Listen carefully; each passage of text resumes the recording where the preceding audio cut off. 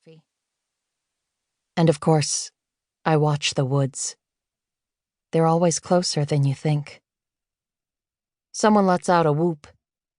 Patrick, the drummer, and Jez, the bassist, have stepped unobtrusively onto the stage. Jez is lanky, with long sun-blonde hair.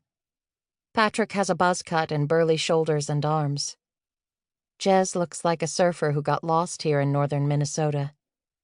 Patrick looks like he could rip a car apart with his bare hands, and then put it correctly back together again. They arrange mic stands, check amps. It takes ages. They're particular. It's actually Anderss who's particular. But he doesn't help with the setup. He doesn't appear until the very end, because the moment he steps onto the stage, everything changes. The taste of the coffee, the lights, the air. It's an energy that can't be sustained, not while the band futzes around with plugs and strings and chords. It starts to feel dangerous. The simmer before an overflowing boil. So Anderss waits until everything is set. Then he steps through a back door onto the little stage, holding his black electric guitar. I've heard he calls it Yvonne. And there's a shift in the air. People scream as though half of them haven't sat across the aisle from him in math class. And they haven't, really. Classroom Anderss blends in. He's medium height, with choppy brown hair and the kind of features you only start to notice the second or third time you look. Well-shaped face, nice edges, sleepy-lidded eyes. You could pass him in a crowded school hallway and not look up. But seeing him on stage is different. You wonder how you didn't see it all along. You wonder how you ever looked at anything else. He seems taller, looming over the packed room. His face is harder. His hands, sliding into place on the black guitar, are long-fingered and rough. But the way they move isn't. There's a beat, a blast of feedback. The first song starts.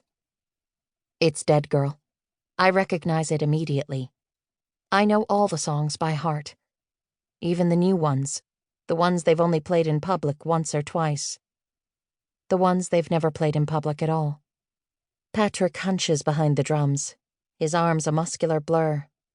Jez leans back like the bass in his hands as a counterweight. And Anderss. At the front of the stage, at the microphone, the black guitar in his hands. Anderss. Anderss. My hands are always cold, she says, she says.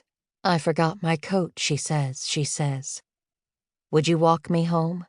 Walk me home and I'll be warm. I'm not the only one who knows all the words. Half the crowd is screaming along. Just a little more, she says, she says. It's lonely underground, she says, she says. But we always leave the door open. By the second song, there's a pit forming in front of the stage. Bodies are jumping, writhing, smashing into one another. The music gets faster, harder. The floor trembles. Energy crashes off the raggedy walls. It shoves back at the woods. It pushes out the emptiness. I stay at the edge, sipping my coffee. But the music has gotten into my blood too. My heart thumps in rhythm. Finally, when the energy can't rise any higher, everything stops. There's a hush. That floating feeling after the ground disappears beneath you, but before the fall. Anderss plans all of this, the order and number of songs, the moment when the hunger will peak, the pause. He trades Yvonne for the acoustic guitar. The roaring, thrashing crowd goes still. Patrick rubs a thick forearm over his face and rests his sticks in his lap. Takes a long drink of water.